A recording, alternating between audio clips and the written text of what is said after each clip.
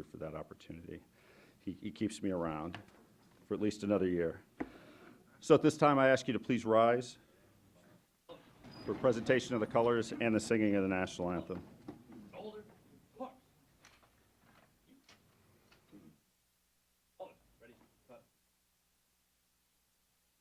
Color guard, advance the colors.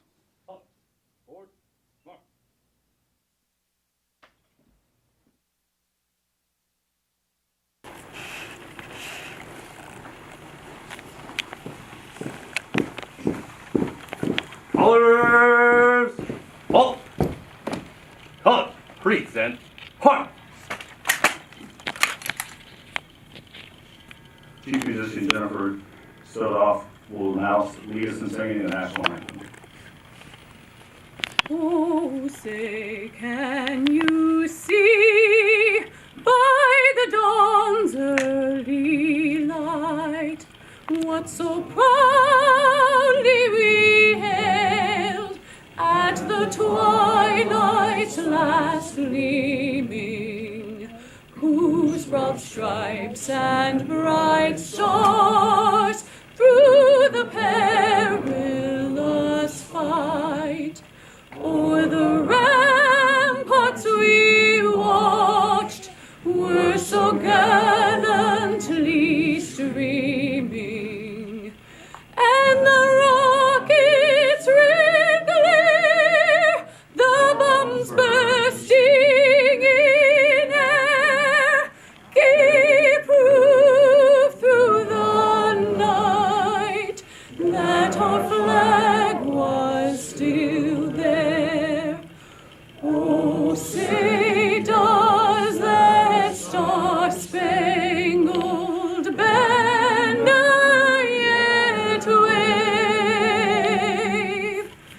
o'er the land of the free and the home of the brave? Color! Shoulder! Part! Color guard, retire the colors. Colors! Colors! Turn! Part!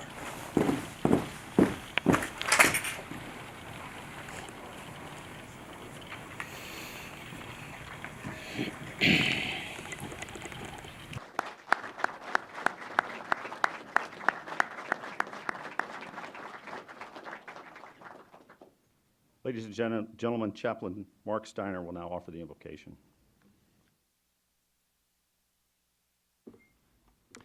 Let us pray. Lord God, be present with us as we gather to observe this Bob Feller Act of Valor Award ceremony.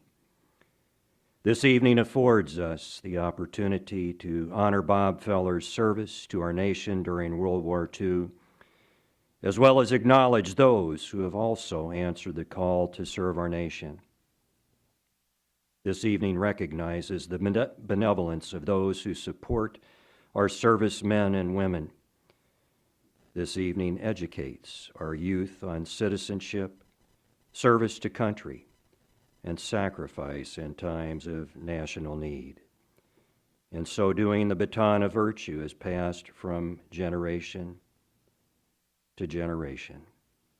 For those of us who had an autographed Bob Feller baseball glove, this represents an opportunity to celebrate how determination, a rock-solid commitment to excellence, and a patriotic spirit make a difference in countless lives. Bless this ceremony and use it to rekindle in all of us a love for country and willingness to serve and sacrifice for the common good.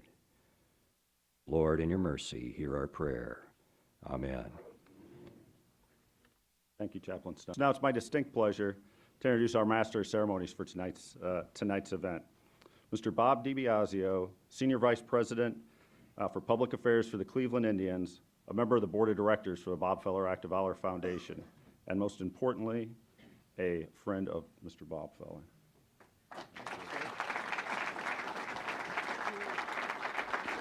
Thank you, Captain. Good evening, everyone. On behalf of Major League Baseball and the Cleveland Indians, the proud home of Bob Feller, and the 2017 American League Central Division champion Cleveland Indians. We thank you for the opportunity, yes, go Tribe. We thank you for the opportunity to be with you this evening and welcome you to the 5th annual Bob Feller Act of Valor Awards ceremony. We have a wonderful evening planned for you this evening, great stories to share, a number of remarkable, dedicated people we will recognize and honor, people who in their own personal and professional way are dedicated to the service of our country. This is the 5th year in which we have enjoyed the hospitality of the United States U.S. Navy Memorial, a proud sponsor of the Bob Feller Act of Valor Foundation. Please welcome our host for this evening, a 1981 graduate of the U.S. Naval Academy, the president and CEO of the U.S. Navy Memorial, Rear Admiral Frank Thorpe IV, U.S. Navy, retired. Thank you, sir. Thank you, Bob. And I got to say, 102 is not a bad number. Not a bad number. Not a bad number. Welcome to the Navy Memorial. And I cannot tell you how honored we are to continue to be a partner for this great organization. It's not my role tonight to recognize people, but I have to say, as I out in the reception, seeing the people that are here, you all epitomize what it means in this country to recognize the valor that exists in our military. Secretary Dalton, Mrs. Dalton, it's great to see you here. Sergeant Major Green, somewhere he is. You know, the room's full of our heroes. Retired, I don't think that word will ever go in front of your name. C.J. Mitchell, you know, Elaine Rogers, the Energizer Bunny, National Treasure. The sponsors, we share a lot of same sponsors. USA's here, Huntington Ingalls here, Jay Donnelly, a guy who's absolutely believes in his core that we have to recognize this valor that happens in our military. And finally, what I'd like to say, why we're so honored to do it, here at the Navy Memorial, we have focused on the fact that the core of the Navy is the Chief Petty Officer. And Chief Feller represents what is so great in a Chief Petty Officer. There's not an officer in the Navy worth his weight in salt who won't tell you that he got to where he got with the support of a great Chief Petty Officer. And there's not a young enlisted person in the Navy who doesn't look up to the Chief as the Chief, the person that can help him do what he does. And then the last thing I'd say about that is that, you know, we in the Navy have this thing called the Chief that is singularly unique. That's the expert, the respected person. And so when I look at Chief Feller's biography, it really represents what is so powerful and so great about the Navy. So I welcome you. I'm proud to be a partner with this organization, and we stand taller because of it. Thank you very much.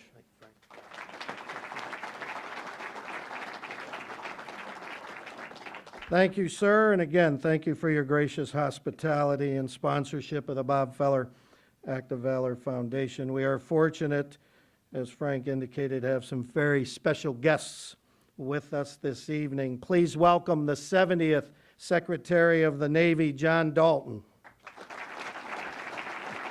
Not yet. No, you don't speak yet. Not yet. Have a seat, big boy. We're going to put you to work later. We're going to put you to work later. Rear Admiral Michael Jabley, Program Executive Officer, Submarines. Rear Admiral DeWolf Miller, Director, Air Warfare. The 18th Sergeant Major of the Marine Corps, Ron Green.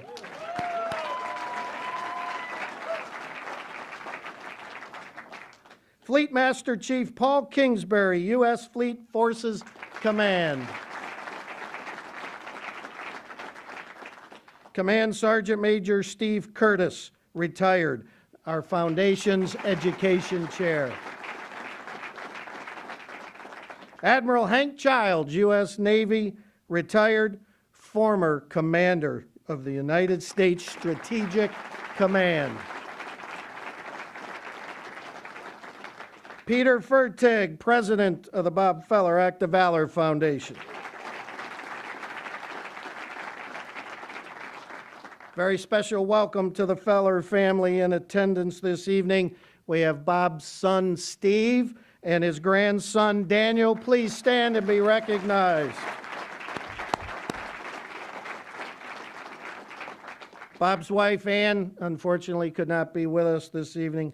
She does extend her heartfelt thanks and congratulations to all in attendance this evening. We want to welcome Wyatt Gregg, the artist, sculptor of these beautiful busts for our honorees. Wyatt. A special welcome and thank you to two members of Major League Baseball's family that are with us this evening. First, Mr. Josh Alkin, who is Vice President, Government Relations for Major League Baseball. Josh, thank you for being here. And we are pleased to have with us this evening Baltimore Orioles skipper Buck Showalter. Wonderful to see you again, Buck. Buck is third on the active win list of big league managers. Our skipper is nipping at your heels there, big guy.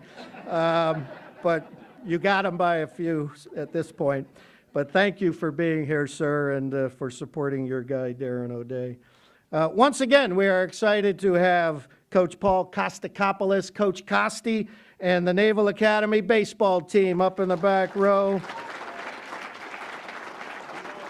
Congratulations, gentlemen, on a really terrific season that included another Patriot League regular season title. That club went 37-17. But I know your season came to an end in the semifinals of the Patriot League tournament, and that end came sooner than you had hoped. We at the Indians, as well, I'm sure, as Buck and Darren and those of you here who are fans of the Nationals, understand that feeling as well when seasons come to in more of an abrupt end. Yes, but the higher the standards, the greater the pain of falling short of our goal. But the beauty of baseball is always that we move forward, right, Coach? We always move forward. The need to keep marching forward, I know, is certainly not lost on anyone in this room. And welcome to all of our distinguished Navy and Marine veterans with us tonight, leaders and especially numerous chief, senior chief, and master chief petty officers who have joined us this evening to help honor one of their own. Tonight, we are proud to recognize two junior peer-to-peer mentorship groups. We honor a United States Marine non-commissioned officer with the Jerry Coleman Award, an active duty chief petty officer, a member of the National Baseball Hall of Fame, and a current member of Major League Baseball, selected from a long list of players who are dedicated to providing support to our servicemen and servicewomen. Tonight, we recognize and honor exemplary service to our country, and as all of you are keenly aware, we could not do so without the support of our sponsors. We would like to thank USAA Insurance Company, Huntington Ingalls Industries, the Cleveland Indians. Yay.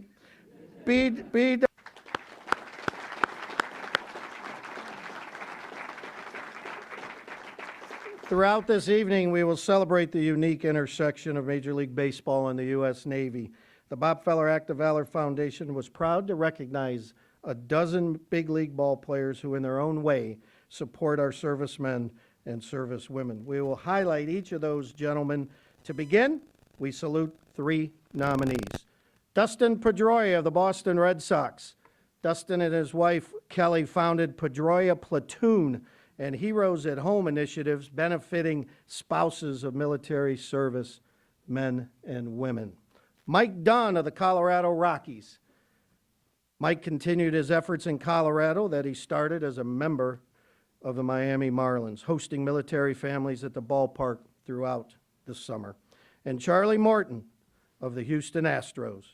As he did with the Pirates, Charlie partners with the Wounded Warriors Project, treating military families to Astro games all season long. In addition to recognizing and honoring those who support our military, education is a primary mission of the Bob Feller Act of Valor Foundation. New in 2017, in an initiative focused on military children ages 10 to 14, to provide a brief overview of this new initiative, please welcome Command Sergeant Major Steve Curtis, retired.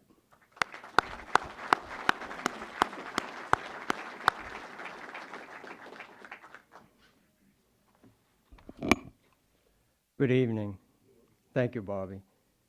The Bob Feller Active Valor Award Foundation uses the Bob Feller story to educate the youth of today the lessons of citizenship, service to one's country, and sacrifice in times of great national need. The foundation's Education Committee, with the help of the Baseball Committee, led by Chair Michael Caton. Michael, you here? Could you please stand?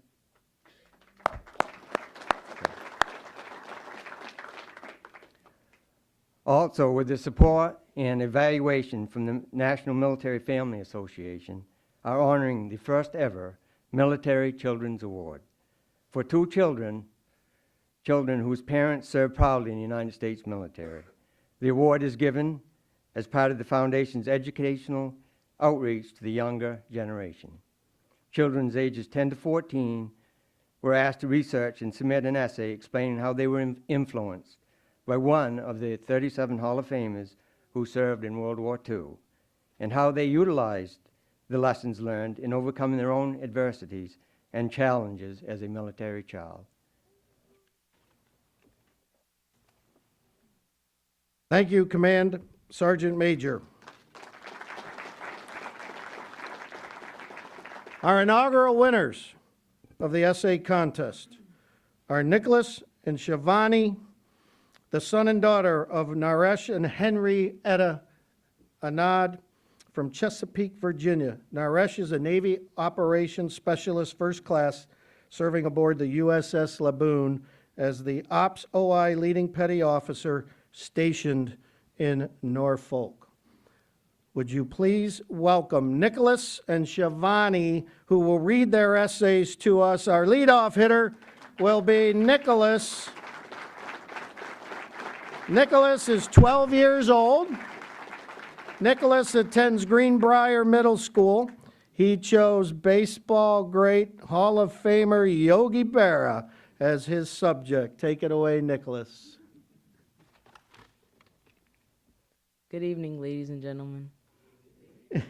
My name is Nicholas Anand, and my essay paper was on Yogi Berra. Lawrence Peter Yogi Berra led a very interesting life. From firing machine guns and launching rockets during World War II to becoming a record-making Hall of Fame MLB star, he had quite a life. Yogi Berra joined the U.S. Navy in 1943 at the age of 18. This was an amazing act of citizenship. This was during World War II, so he was immediately placed as a gunner's mate on the attack transport USS Bayfield. He was part of a 6-man rocket boat, so he fired machine guns and launched rockets while being shot at. Luckily, he did not sustain any injury. Yogi was also selfless during World War II. He was very close to death while he resiliently kept on attacking. He was also sent to Utah Beach on June 6, 1944, also known as D-Day. Utah Beach was one of the 5 sectors Allied troops were deployed to that day. Berra made a significant sacrifice when he joined the Navy at 18 and sacrificed his life for his country during World War II. He also left behind a fantastic legacy when he passed away in 2015. Yogi helped attack the Germans while being shot at and received many medals later for his bravery. He also left behind some huge baseball records by becoming the first 3-time MVP. While learning about Yogi Berra, I have learned many lessons to help me with my life. One is working together towards a common goal can help you succeed more quickly. Another is give thanks to those who have helped you throughout your life. Yogi Berra demonstrated both of these during his life. In conclusion, Lawrence Peter Yogi Berra led a very interesting life. Thank you. Thank you, Nicholas. Thank you, Nicholas. You may have surmised that the New York Yankees might be Nicholas's favorite team. I'm speechless. That's all I could say. I'm speechless. Batting second is Shivani. whose favorite team, unfortunately, is also the Yankees, following in her brother's footsteps. Shivani is 10, attends Greenbrier Intermediate School, and Shivani chose the remarkable Hall of Famer Monty Irvin as the focus of her essay.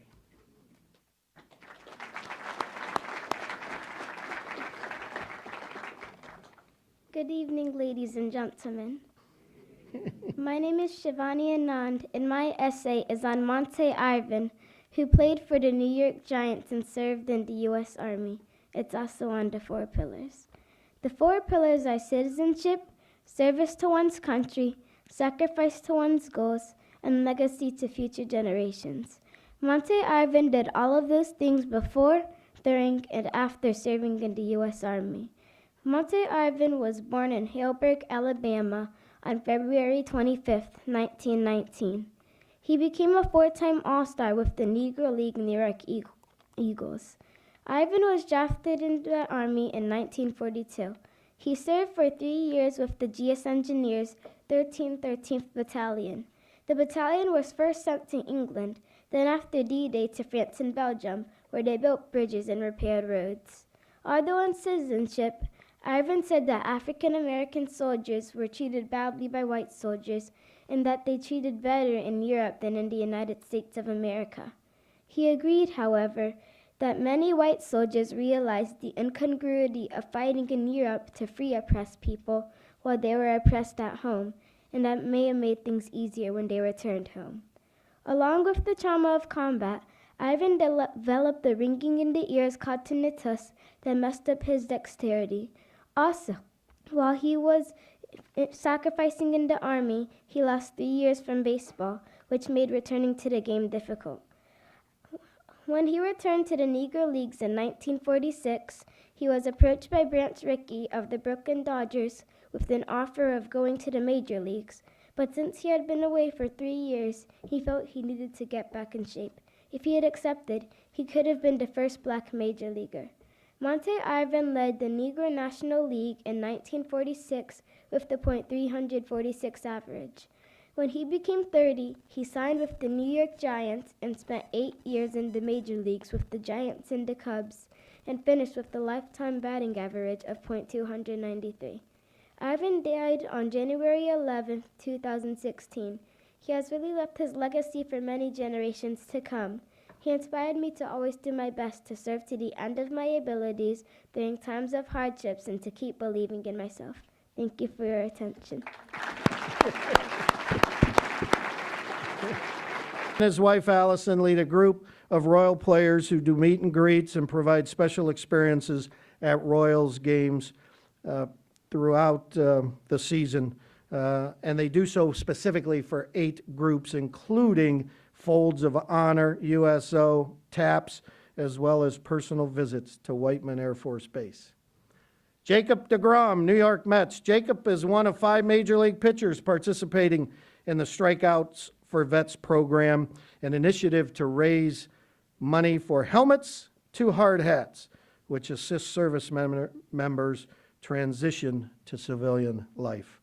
And David Robertson of the New York Yankees. As he did as a member of the Chicago White Sox, David's commitment runs deep. He actively participates in the High Sox for Hope's program, has made numerous visits to Walter Reed Medical Center here in Washington, D.C., and is the team spokesperson for the Wounded Warriors Project. Foundation President Peter Fertig's vision for the Act of Valor Foundation and Awards ceremony developed as a result of a personal friendship with Bob Feller. As he learned Bob's story, Peter felt the need to ensure his legacy of service in our Navy alongside his Hall of Fame baseball career. By recognizing those who emulate Feller's service, the foundation works to remind today's youth of the value of service to our country and support of those who serve. Under Peter's leadership, the Bob Feller Act of Valor Foundation has enjoyed another banner year in 2017. To provide an update on the accomplishments of the foundation, please welcome author, poet, and businessman, Foundation President Peter Fertig.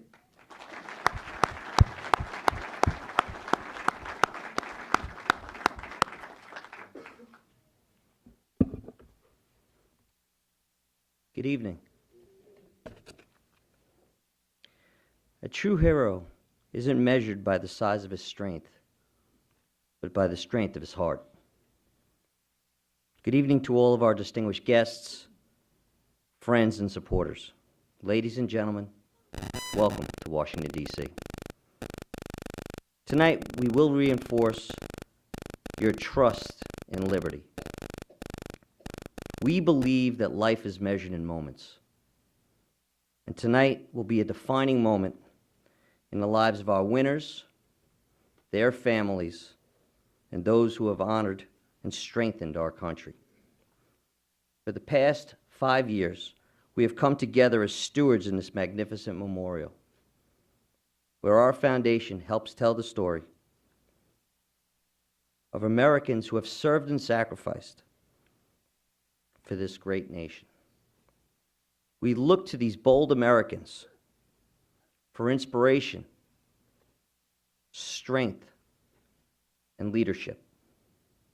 On behalf of our foundation and a grateful nation, thank you. Thank you for being a symbol of hope for America.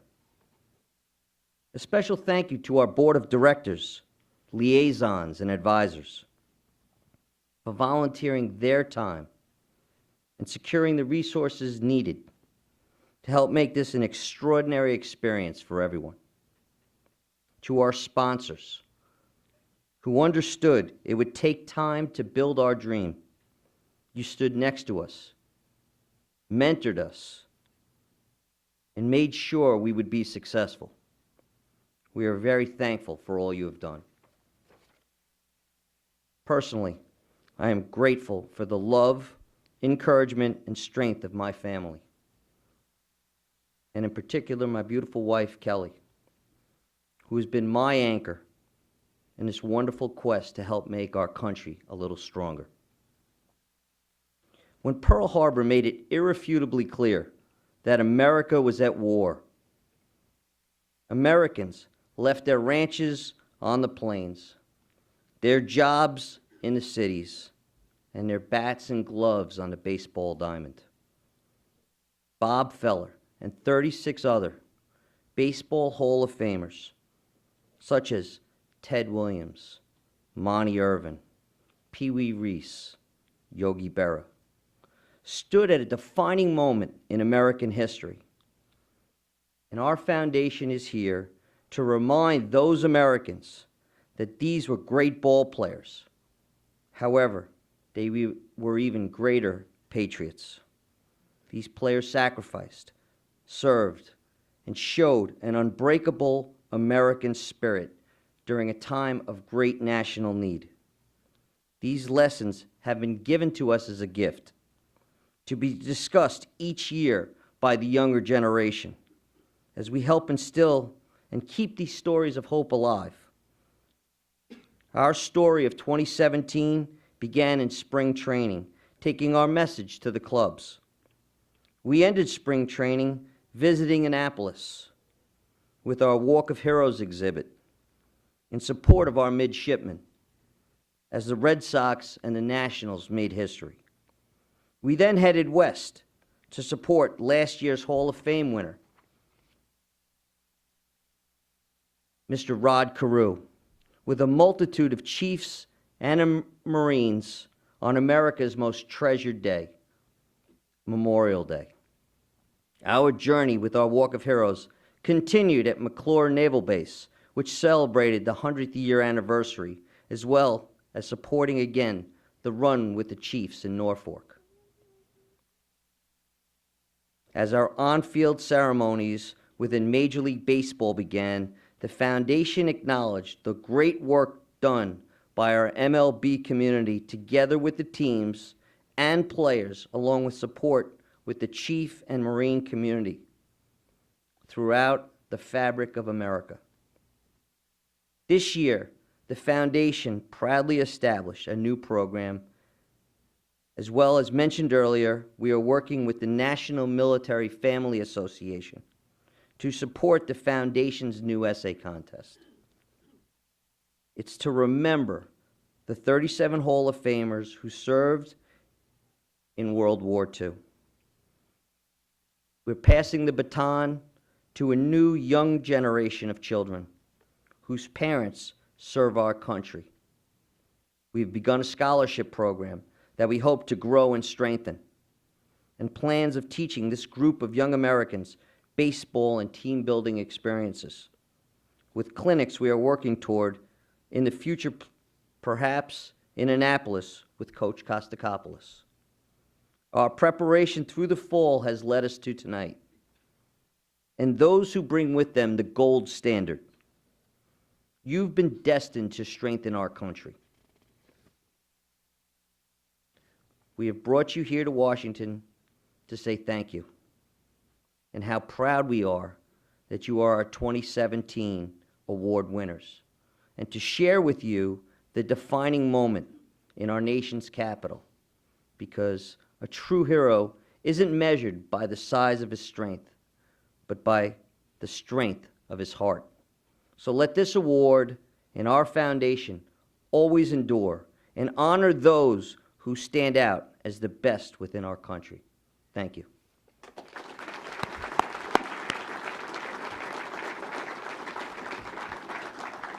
Thank you, Peter. We certainly have come a long way in our 5 years, thanks to your leadership.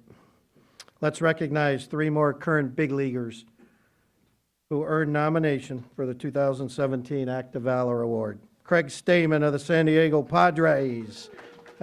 Craig is the leader of the Padres players who provide numerous special experiences at Petco Park for families of the military. Kristen Yelich, Miami Marlins. Kristen created a program called Sluggers for Soldiers in honor of his brother, who is a Marine and currently serving overseas. His program assists with the transition to civilian life. And Corey Kluber of the Cleveland Indians. During each homestand of the season, Corey and his wife Amanda visit the Cleveland VA Medical Center, building personal relationships, as well as providing special experiences at Progressive Field for military families. Corey was also one of the 5 pitchers identified to participate in the Strikeouts for Vets program. And with 265 strikeouts this season, Mr. Kluber generated significant dollars for the program, and just yesterday won his 2nd Cy Young Award. So we congratulate Corey Kluber. Little shocking that his little bio's longer than the other guys, huh? But not as long as Darren's is going to be. I promise. It's time to present our awards. Leading off will be the Peer-to-Peer Membership Award, which recognizes a group of sailors, 18 to 25 years old, who have most effectively worked together as a team to promote peer-to-peer mentorship. To announce the awards, please welcome Force Master Chief C.J. Mitchell, U.S. Navy, recently retired.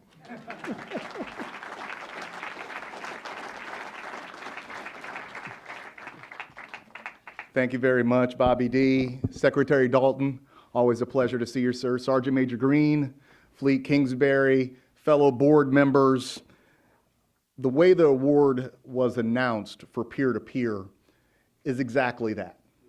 It's a team award. And what is perhaps, I think, special and unique about the Navy, it is our peer culture. Sailors learn it early on. They learn it at the Naval Academy early on. They learn it at Great Lakes and recruit training early on. And it's the concept of being a shipmate. Being a shipmate is not just a title. It's not just a job. It's not just something you do. It's something you are. And being a shipmate means taking care of yourself and taking care of your fellow shipmates, looking out for them, holding them accountable, and supporting them. It doesn't stop at boot camp. It doesn't stop at TSC Great Lakes. It doesn't stop at VUP 11. All over the Navy, it's this shipmate culture, us looking out for each other and us taking care of each other as shipmates, that makes serving in the Navy and serving in the military overall indeed very special. Our first awardee group comes from, do we call it the quarterdeck of the Navy? Great Lakes, Illinois, at TSC, Training Support Center, Great Lakes, is where young sailors start off getting their training. There are literally thousands of young sailors there, and they need a support system to support them as they transition from being citizens to being professional sailors. So the first group we're going to recognize is the peer-to-peer CSAD group from TSC, Training Support Center, Great Lakes.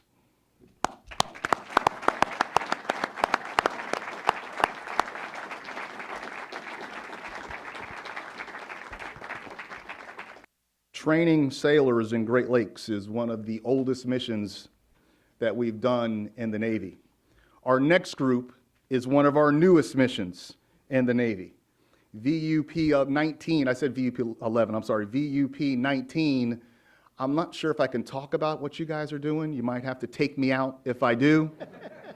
But suffice it to say, they are on the leading edge of naval aviation, and they're the leading edge of unmanned aerial vehicle target acquisition and ISR.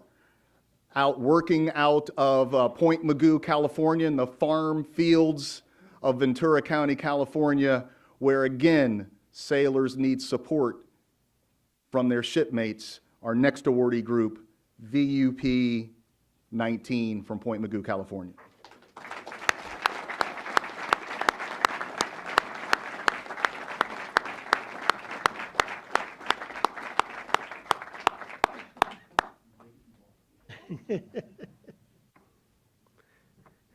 Thank you, CJ. Was it just, what, a month ago you had your ceremony? 1 month ago. 1 month ago you had your retirement ceremony just outside. So congratulations, sir, and thank you for being with us. Our next award was added 2 years ago to commemorate the service and sacrifice of a Marine, Mr. Jerry Coleman. Like Bob Feller, Jerry Coleman postponed his baseball career to serve his country. At the age of 18, he joined the Marine Corps as a naval aviation cadet. In World War II, Coleman flew 57 combat missions, and in Korea, he flew 63 close air support and interdiction strike missions, making him the only Major League ball player to serve his country in 2 wars. Hero, icon, devoted husband and father, friend, Jerry Coleman was this and so much more to all who knew him. But first and foremost, Jerry Coleman was a Marine. Service to the country in my time in the United States. Major of the Marine Corps, Ron Green. Wow. How you doing, Frank? You look pretty good in that suit. Good evening, ladies and gentlemen. How you doing? It's a pleasure to be back here and, as a family. I come to events like this, it's a family reunion. And it's always a pleasure to be with my shipmates. Secretary Dalton, Miss Dalton, thank you for gracing us with your presence. It's always a joy to be in your company. I met Colonel Jerry Coleman a few times out in San Diego when he was a broadcaster. I had the humble honor of burying Jerry Coleman a few years ago with Miss Coleman. She joined us 2 years ago here for the award. And when the Bob Feller Foundation came forward a couple of years ago when I arrived at this position and said, we need someone to represent the Marine Corps. And thank you all for doing that. That was most meritorious. It wasn't hard to figure out exactly who we were going to nominate. You know, it's Americans like Bob Feller, Jerry Coleman, that inspire those of us who serve in the uniform today. I can imagine what they were thinking when they put their gloves and their bats down and said, I'm going to serve my country. If not me, who? If not now, when? And today, that's why the men and women you see in the uniform, especially those midshipmen sitting up there, they're pledging to the same thing. The same thing. The difference between the team members that played with them and the men who went forward is, I always say, you know, we have athletic warriors and warrior athletes. Athletic warriors, I'll talk about the warrior athletes first. Those are the ones who inspire us on the weekends, during the week, and give us a calm in the country when we're not out there on the front line fighting. That's a warrior athlete. They have a warrior spirit, but at the end of the day, they're athletes. They amuse us. And then you have athletic warriors. They don't get paid for anything. They volunteered to serve the country. And there was a document written on 2 July 1776 that I'm quite sure inspired them to serve, that talks about we hold these truths to be self-evident, that all men, and we know today all men and women, are created equal and endowed by certain inalienable rights by their Creator to life, liberty, and the pursuit of happiness. That's why we go forward. We go forward for every one of you, and we're willing to risk our lives, knowing very well that we may not return home. When we get to combat, we're absolutely going there to change minds or change zip codes. That's all. That's the only reason we exist, ladies and gentlemen. We like to go there and think that we're going to deter war. But there are 36,000 Marines deployed, 36,642 today, deployed in 64 countries around the world. The Commandant, the Assistant Commandant, and myself, we receive that report every day of every Marine deployed. There are actually about 7,000 facing the enemy. Places like Syria, Iraq, Afghanistan, Northern Africa, the Philippines, and other places around the world. And they're doing what they do so we can do what we're doing tonight. And it's an honor and a pleasure to represent them, every one of them. It's truly one team, one fight. We have this thing between the services. We go back and forth. But when we go to combat, we go together, shoulder to shoulder. And that's how we fight. So it's an honor and a pleasure to represent and introduce to you one of those warriors. Staff Sergeant Planback, a Marine's Marine. He has gone forward in Iraq and Afghanistan. He's a member of 2nd Truck Support Battalion. He's a platoon sergeant and a motor transport maintenance chief.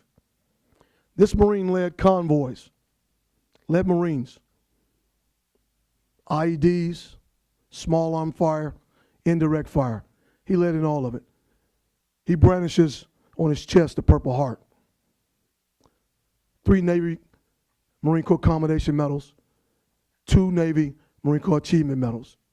He's been there and done that. He did it for his family that's sitting there with him, for his wife, Kara, a little Nugget sitting there. I see you, Nugget. I told you I was going to give you a shout out today when you were in my office. Look at him, he's covering his eyes now. He wasn't bashful in the office. Little Maddox. His mother, thank you for gracing us with your presence, ma'am, Laura. And his father-in-law, Jerry Klein, who's also retired, or a retired, veteran Marine. Thank you for your service to your country and to your Corps. This staff sergeant not only led in combat in Iraq and Afghanistan, he trained over 400 recruits that later became Marines, and some of them served in those same places. Beyond being a drill instructor, which is some of the hardest duty in the Marine Corps, besides combat. I don't know, sometimes he may say it's a little bit harder to whip some of them in shape, but great job, way to represent. Beyond that, he volunteered over 159 hours at the USO, of all organizations, United Services Organization, who supports all of us in uniform, in theater, and back home. He does that in Jacksonville, North Carolina, where his unit is presently stationed at Camp Lejeune. He's also served over 140 hours working with youth sports program when he was stationed at Miramar, California. I tell you, I don't know where you find the time, that motivator. But I hope the wife's doing it with you, because you need to be home sometime, right? All right. But I could go on and on about this warrior. McMap instructor, Marine Corps Martial Arts program Instructor means he's a black belt in martial arts. Wow. Very committed to country, Corps, his family, and setting a great example. Without further ado, come on up there, Staff Sergeant Plumback, get your award that motivated. You earned it. Peter. Peter.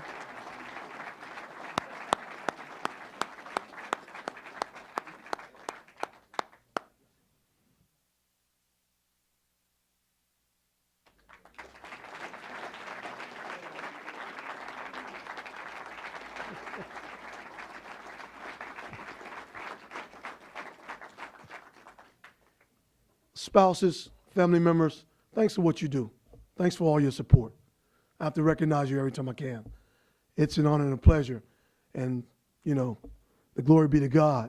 Not afraid to say it, you know. We couldn't do what we do without you backing us up. So we go forward and we put our lives on the line for you.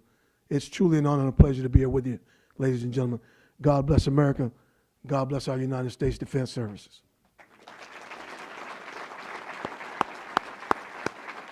Thank you, Sergeant Major Green. And congratulations, Staff Sergeant Plombeck. Let's meet our final two Major League nominees. Hunter Strickland, San Francisco Giants.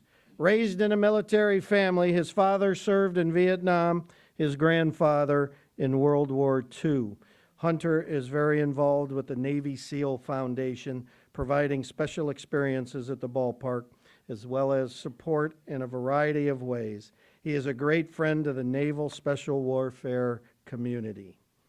And Jimmy Nelson of the Milwaukee Brewers.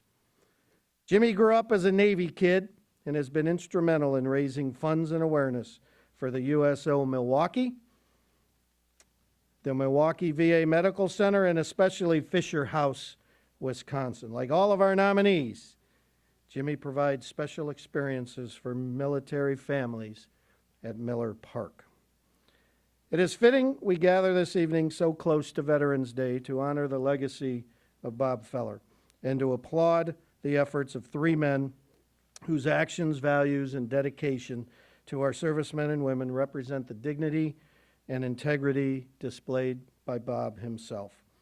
I was privileged to have worked closely with Bob for nearly 30 years at the Cleveland Indians and never tired of hearing his rainy day stories, whether the tales on the Ball Diamond or aboard the USS Alabama.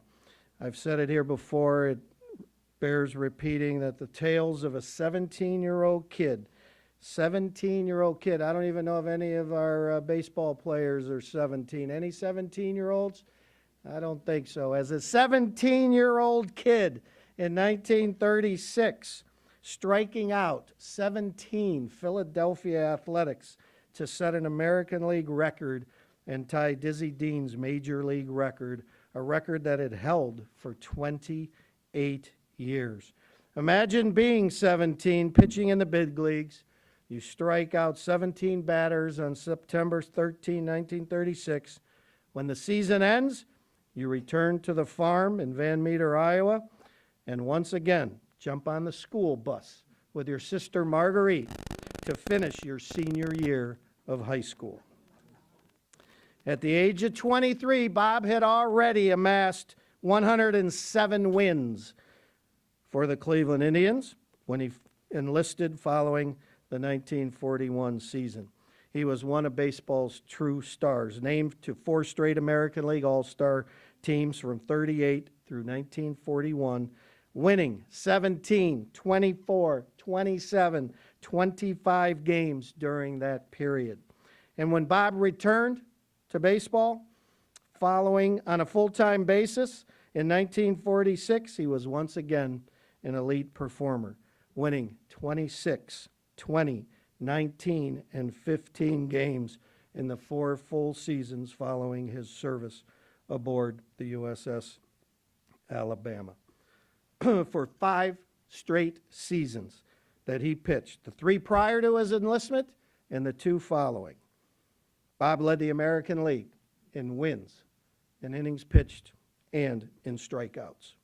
He was a remarkable pitcher a remarkable man who was fiercely loyal to the Cleveland Indians and to his country. The Cleveland Indians could not be more proud to play a role in honoring the legacy of the greatest name in our franchise history and the three things he held most dear: being a member of baseball's Hall of Fame, being a member of the U.S. Navy and earning the rank of Chief Petty Officer, and being a big league pitcher for the Cleveland Indians.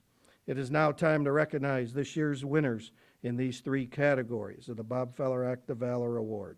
First, let's recognize the 2017 Bob Feller Act of Valor Award winner in the category Baseball Hall of Fame. To help us do so, please welcome the 70th United States Secretary of the Navy, the Honorable John Dalton. Now we're putting you to work, boss.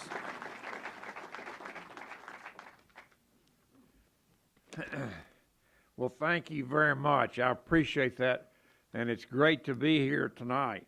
I want to, first of all, let you know that I consider it an honor and a privilege to be associated with the Bob Feller Act of Valor Foundation.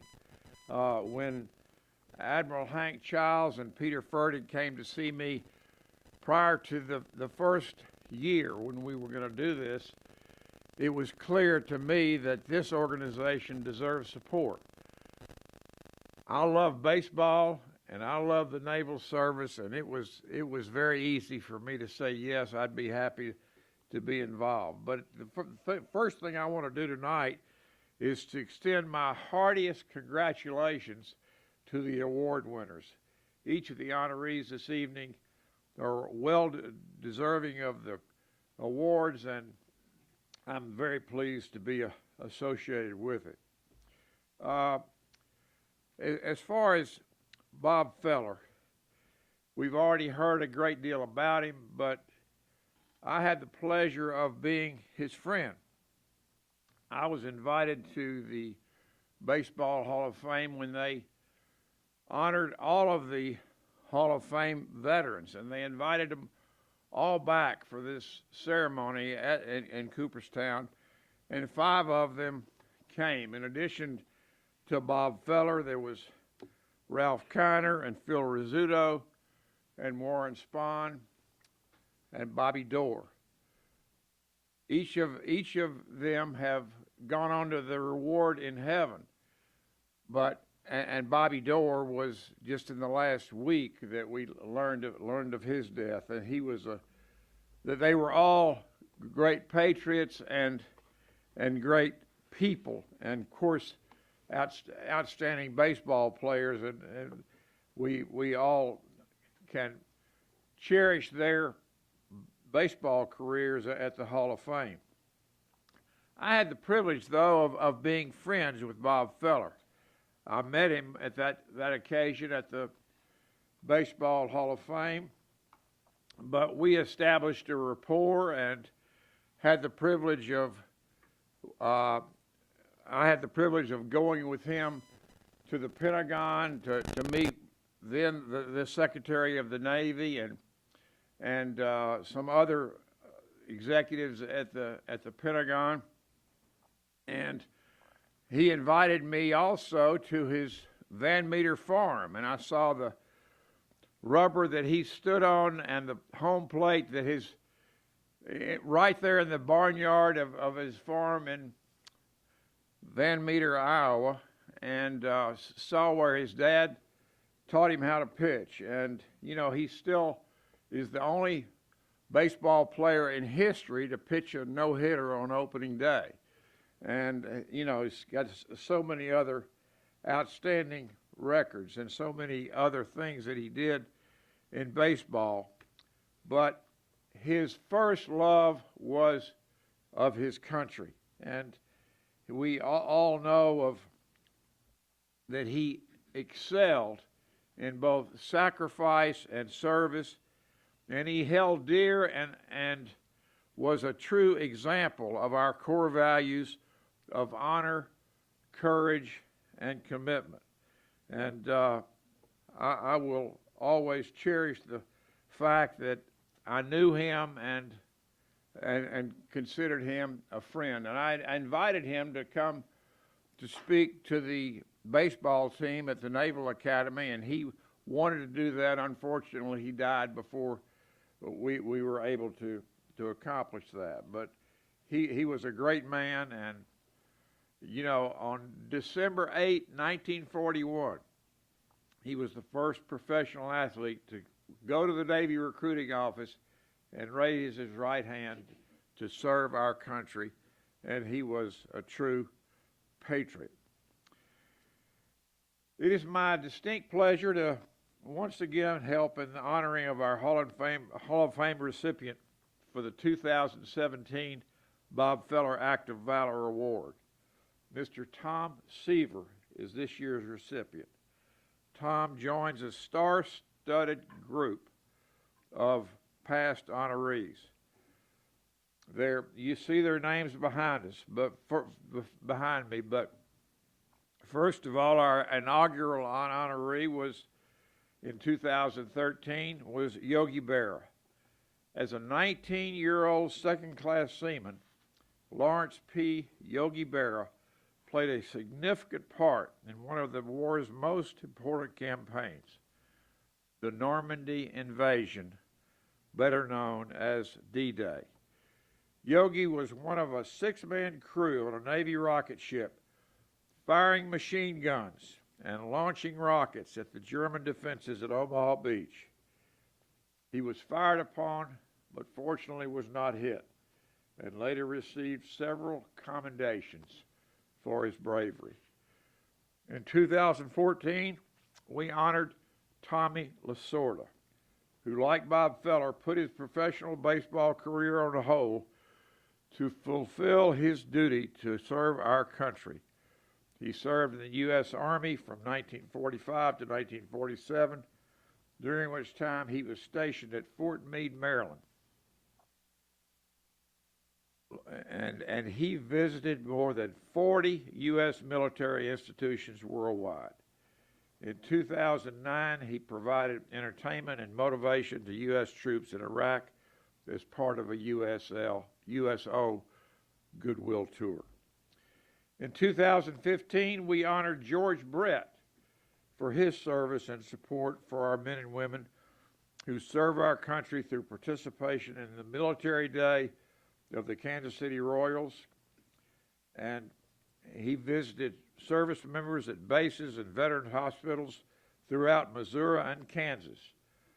George participates in ceremonies welcoming home deployed troops at Fort Riley and Fort Leavenworth and Army bases in Kansas, as well as Whiteman Air Force Base in Missouri. George has also shown support for veterans undergoing treatment with visits to the Kansas City, Virginia, the VA Medical Center. Last year, the foundation honored 8-time All-Star Rod Carew. Rod served in the U.S. Marine Corps Reserve, and he joined the Marine Corps in 1965. He served on active duty at Camp Lejeune, North Carolina, where when he was not teaching the art of science of hitting, Rod Carew devoted his time to helping to save lives by raising funds and awareness for blood donors after losing his daughter to leukemia. He started the Heart of 29 program for the American Heart Association, and we are thankful to share that Rod underwent a successful heart transplant in 2016 and fortunately is doing very well. Our 2017 honoree is Tom Seaver, better known to baseball fans as Terrific Tom. Tom played 20 seasons in the major leagues, and most know him for his role as a New York Met, and he won the World Series title in 1969. You may not know that when Tom was inducted into baseball's Hall of Fame in 1992, he received the highest percentage of votes ever recorded at that time, 98.5%. Like Rod Carew, Tom served as a member of the United States Marine Corps Reserve, and he did so upon his graduation from high school. He fulfilled his 8-year commitment with pride. Unfortunately, due to illness, Tom is unable to be with us tonight. He did write a letter that I am honored to share with all of you. And let me read this letter at this time. It's dated October 1, 2017, to Mr. Peter Furtick. Dear Mr. Furtick, I was incredibly proud to learn that I was selected as a 2017 recipient of the Bob Feller Act of Valor Award. I'm sorry not to join you in person to accept this prestigious honor. Serving in the United States Marine Corps Reserves after graduating from high school in Fresno was the turning point in my life, and I am very proud of my service. There's always a transition point in life, and for me, that was it, joining the U.S. Marine Corps Reserve. If I'm to take credit for anything, it was joining the U.S. Marine Corps. I was a good student after joining. I had focus and an objective. I grew and I matured. I walked out of graduation from boot camp 3 months later, and I was proud of myself, and I was proud to wear the uniform of this nation. I am extremely proud of the 8-year commitment, and I fulfilled it with pride. My time spent in the reserves prepared me for baseball and for life. I wouldn't have had the family I do, the wins I accumulated, the friendships I made, or a plaque in Cooperstown with my name on it without my time with the U.S. Marine Corps. I am very grateful and will always be so. Bob Feller set the bar among baseball players very high and serves as an example for all with his unsurpassed service to the United States Navy. To be recognized with this award that carries Bob Feller's name is an incredible honor. I commend the Bob Feller Act of Valor Foundation for its commitment to excellence and education and for its recognition and support of our servicemen and women. Sincerely, Tom Seaver, Hall of Fame, class of 1992.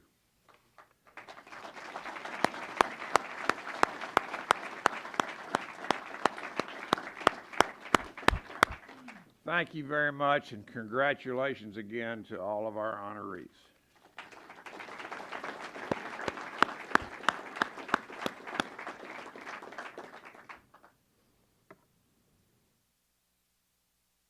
To Hall of Famer Tom Seaver. Tom was a 311-game winner, 1967 Rookie of the Year, and a 3-time Cy Young Award winner. We ask that you keep Tom in your prayers as he currently suffers from stage 3 Lyme disease. Our next award will go to the Navy Chief Petty Officer, who has displayed the same commitment to service Bob Feller embodied. It is my honor to introduce Fleet Master Chief, U.S. Fleet Forces Command, Paul Kingsbury.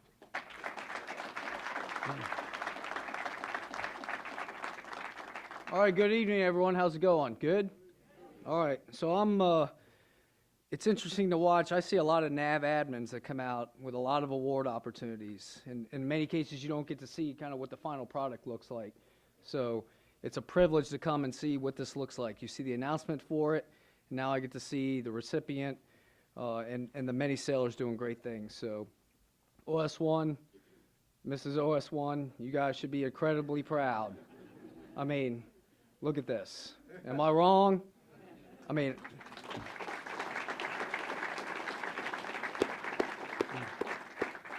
that gives me confidence in this country. Seriously, right? When we doubt that stuff. So the sailors run the CSAD programs. We talked earlier, right? Incredibly important, peer-to-peer, a lot of bad decision-making, lots of opportunities for it. Continue to try to work to shape that stuff, because you know as well as I do, one bad decision early in your life, tragic consequences that can derail it. So thank you for what you guys are doing as well.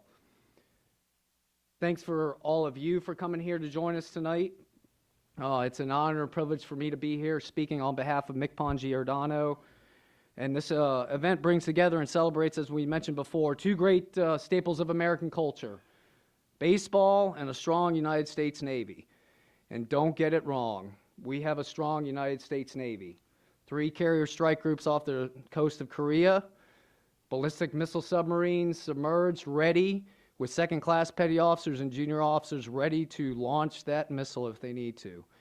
And you just look anywhere around the world, and we're ready to get it done. So don't let anyone tell you that we're not ready to fight and win in high-end warfare.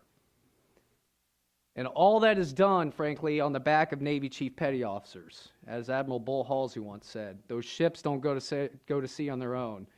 They go on the back of Chief Petty Officers. And as Chief Petty Officers, not only do we internalize and model our Navy core values, but we also subscribe to our CPO guiding principles. And they guide us in our effectiveness in producing combat-ready teams, ready and able to fight and win around the globe when our nation requires us to. These attributes include deck plate leadership, technical and institutional expertise, character, professionalism, loyalty, active communication, and a sense of heritage. Long before these were formally drafted under the guidance of our 11th Master Chief Petty Officer of the Navy, Joe Campa, Chief Petty Officers have been demonstrating them through their deeds and words. Among the more notable are Chief Jack Finn, Chief Peter Tomich, Chief Loretta Walsh, and Chief Bob Feller. As we know, Chief Feller set aside his baseball career to serve in World War II aboard USS Alabama as a gun captain and saw battle in both Atlantic and Pacific theaters. And I also think we can align these attributes to what we see in major professional baseball players. Events like the one tonight are important because they provide us the opportunity to connect with our past and recognize those who live up to the high standards and expectations set by the chiefs who have come before us. They also enhance pride in our country, our Navy, and our Chiefs Mess. So this evening, on the behalf of MCPON Stephen Giordano, I'm proud to introduce BMC Edmundo Brantes, our nominee for the Bob Feller Active Award Valor. His bio is in your program. Well, I thought it was, but it's not. But he's got an incredible career. Since enlisting in the Navy in 1994, he served as a boatswain mate, not unlike Bob Feller, on a variety of platforms ashore and afloat. Amphibs, DDGs, cruisers, CVNs, and he's earned more warfare pens than he can display. And besides being a fellow South Floridian, he was selected as our nominee from approximately 30,000 Chief Petty Officers serving around the world in our U.S. Navy today. I've reviewed his package, and I can tell you he fulfills and exceeds all the requisite attributes that merit this recognition. He's an outstanding leader in the performance of his professional responsibilities. He has demonstrated community leadership. He has put the needs of others before the needs or wants of himself. He shows unyielding support of the United States of America by participating in patriotic events, and he demonstrates personal conduct that's beyond reproach. So, Chief, thank you for your leadership, your technical management skill, and your outstanding role model and mentor to our sailors and your fellow Chief Petty Officers. You know that chiefs are taught the importance of humility. I know you'll graciously accept this award tonight and get back to doing what chiefs do best, providing results, not excuses. I also know that you couldn't do this without the support of your family. So thank you, Grace and Maria, for your role. I'm sure you're as proud of him as we are tonight. So thank you for coming and supporting tonight. Again, congratulations to you, Chief, and the other awardees tonight for this well-deserved recognition, and thank you for the opportunity to share this experience with you. So come on up, Chief.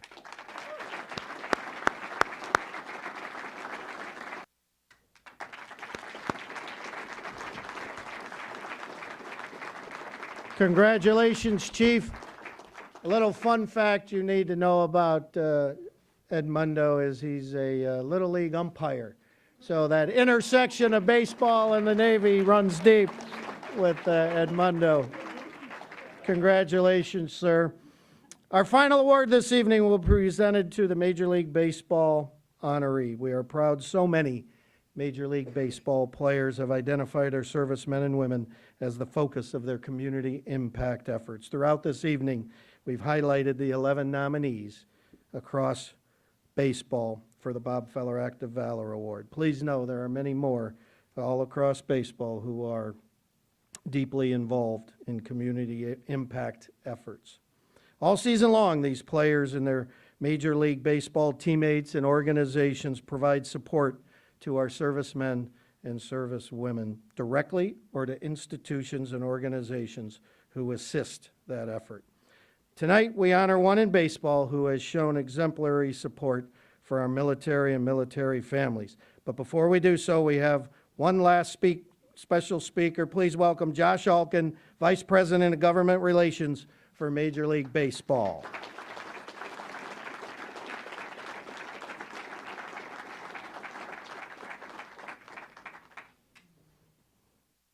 We could have got you a seat closer than that, Josh, baby.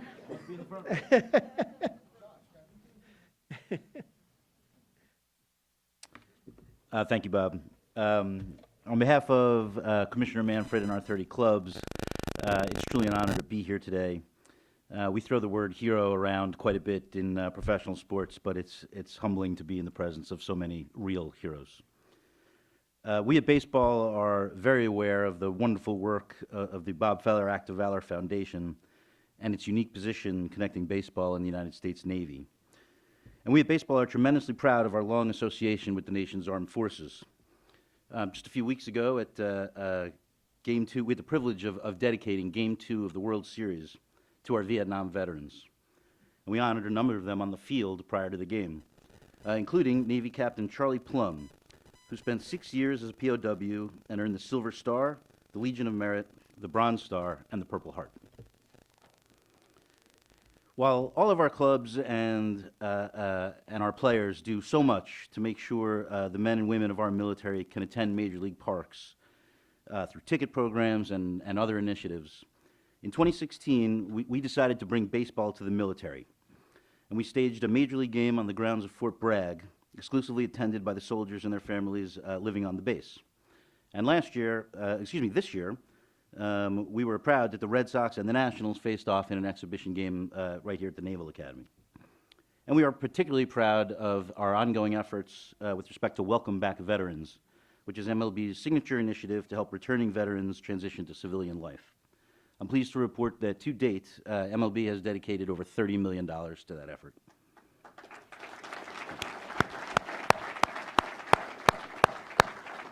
Again, on behalf of Commissioner Manfred, I want to congratulate tonight's honorees, Tom Seaver, Darren O'Day, all our honorees tonight, as well as the Navy baseball team, who, while your season may have ended earlier than you like, I understand the last 3 years of Navy baseball have been the 3 winningest years in the history of the program. So you guys have a lot to be proud of. Congratulations, guys. Finally, I just simply and humbly want to express baseball's profound gratitude to the men and women in this room and in all of our armed forces who spend each and every day keeping the rest of us safe from harm. Thank you all.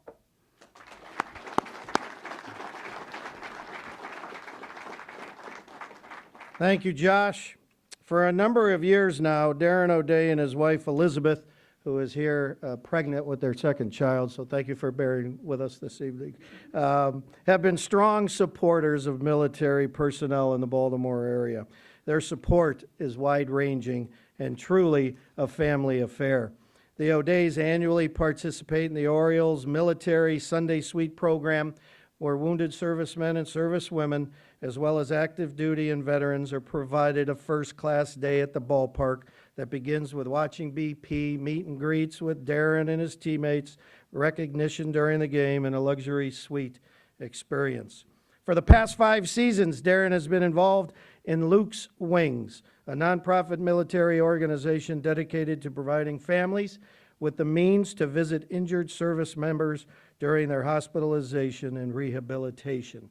It is an invaluable service to both the families and the men and women at arms who need comfort and encouragement.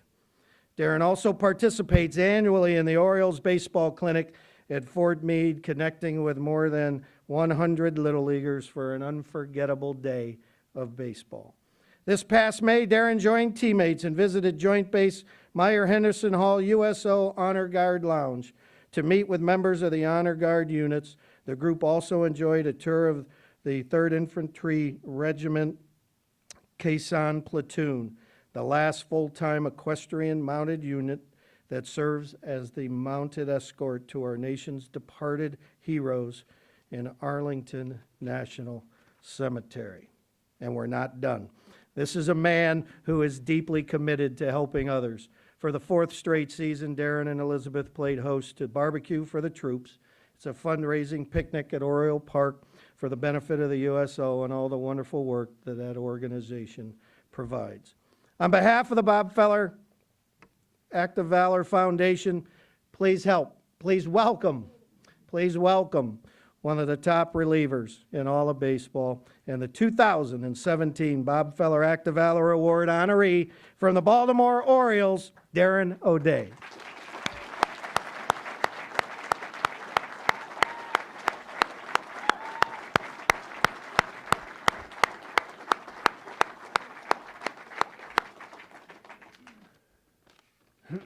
Thank you, Bob. Thank you guys for coming tonight. I had the pleasure of meeting quite a few of you out in the lobby. And as you find out, I like to talk a lot, so I'm going to share a story with you here.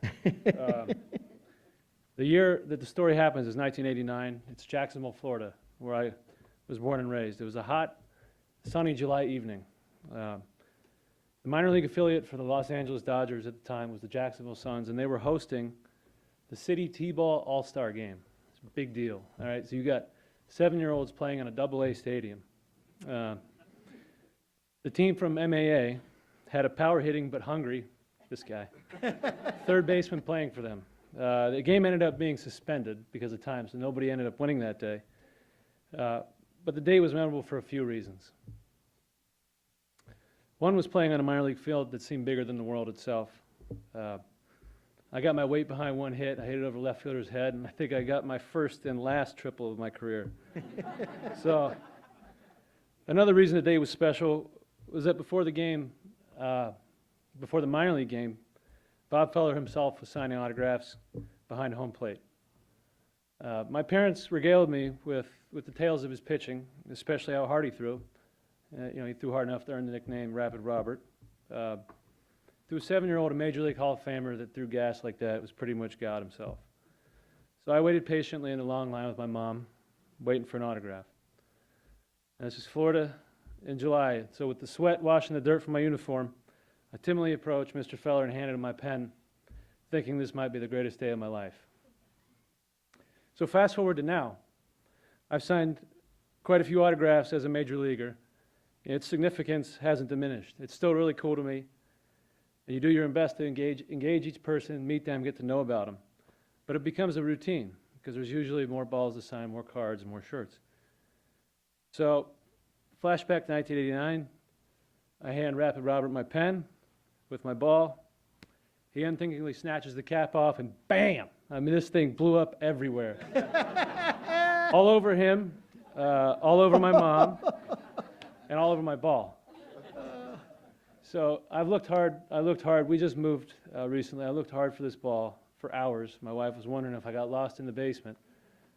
Couldn't find it. I wish I had it here to show to you guys, but I didn't find it. Another reason that day was memorable was that after the pen exploded on Bob Feller, I learned a few words I'd never heard before. So It was a pretty cool day.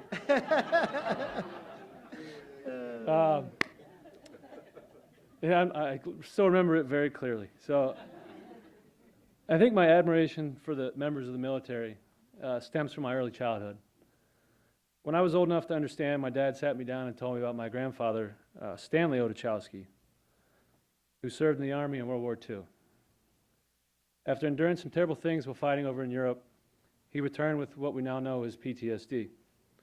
And he died at a young age as a result, while leaving behind his wife, Geraldine, to raise 3 boys, including my dad, Ralph, in a tough section of inner city Chicago. So what I learned from their story is that the heroes aren't just the moms, dads, brothers, and sisters that wear the uniform. It's also the family they leave at home, or the family they drag all over the world in the name of duty. Just a few weeks ago, my wife Liz, the beautiful, talented, pregnant one in the front row here,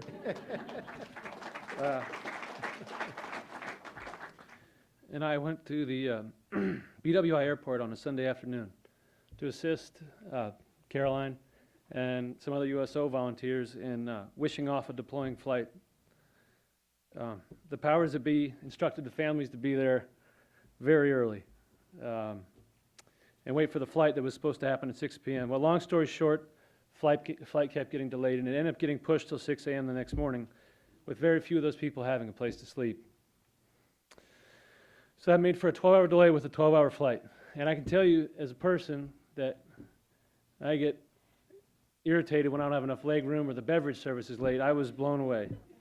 It was truly amazing to watch these moms corralling 4 or 5 kids, entertaining them any way they could, and keeping their spirits up for the long journey.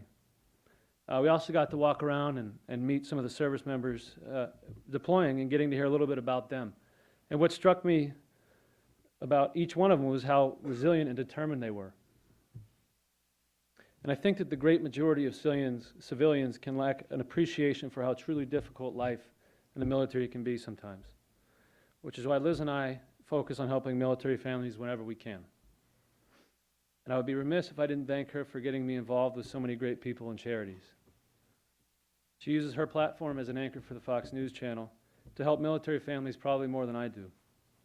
Through different events and charities she's hosted, I've met so many inspirational wounded warriors and incredible heroes, some of which I'm lucky to call my friends. In 1947, Bob Feller made a decision that most couldn't or wouldn't make. Even when he was draft exempt, he elected to serve his country by joining the Navy. To me, what he did is the personification of courage, dedication, and valor. These are qualities that I hold in the highest esteem. So for me to be associated with this award, with him and with this award named in his memory, is one of the greatest honors of my life. I can say that with certainty, my association with him tonight went way better than it did in 1989.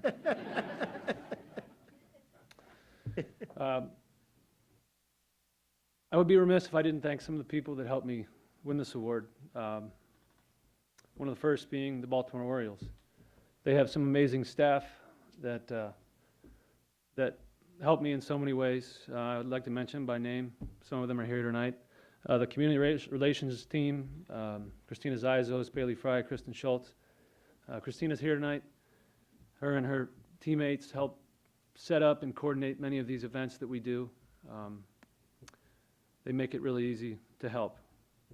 The public relations team, some of which is here tonight, Jim Mishidek and Kristen Hudak, they make my job easier every day and help get the word out about what some of the good things that these players are doing. I'd also like to thank my manager, Buck Showalter, who surprised me very much so tonight being here. It's pretty special because we've had some pretty good conversations about the greatest generation of Americans, including Bob Feller and his dad, who was right alongside Yogi in the sands of Normandy. So, thank you guys for being here, and thank you for all your help.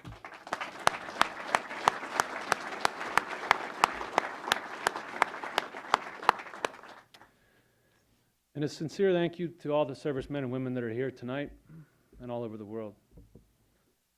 I don't take for granted the sacrifices you make for me and everyone else in our great country. If you do me a favor when you go home tonight, please tell your families that I thank them from the bottom of my heart. Thank you.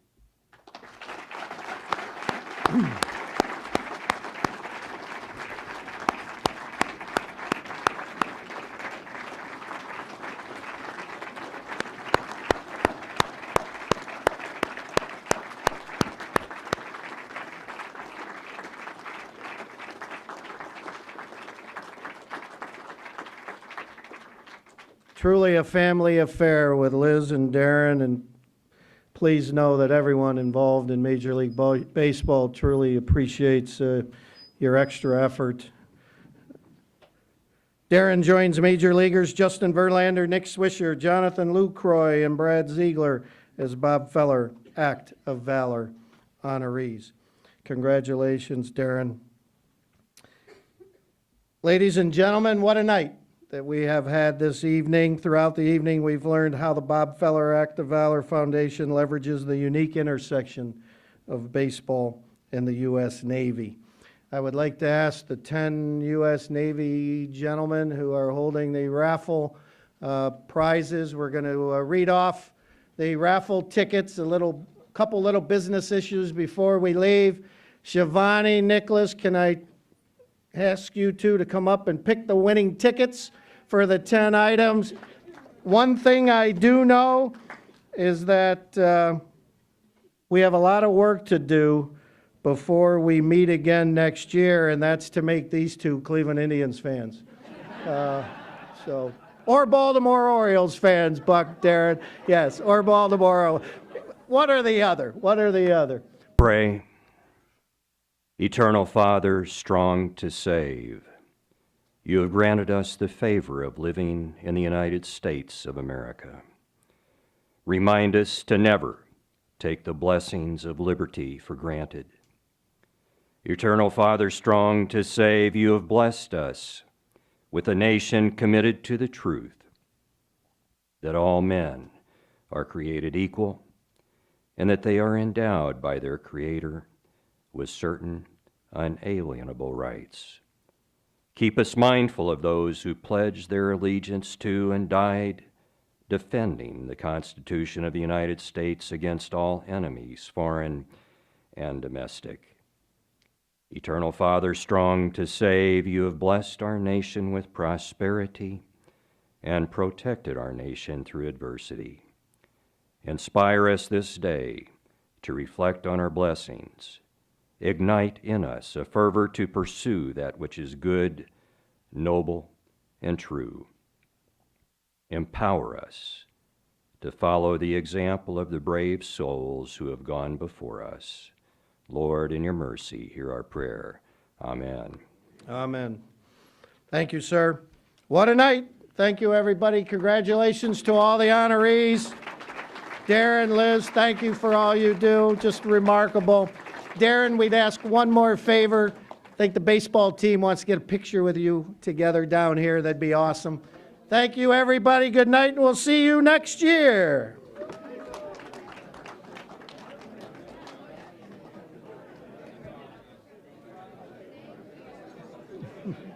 James?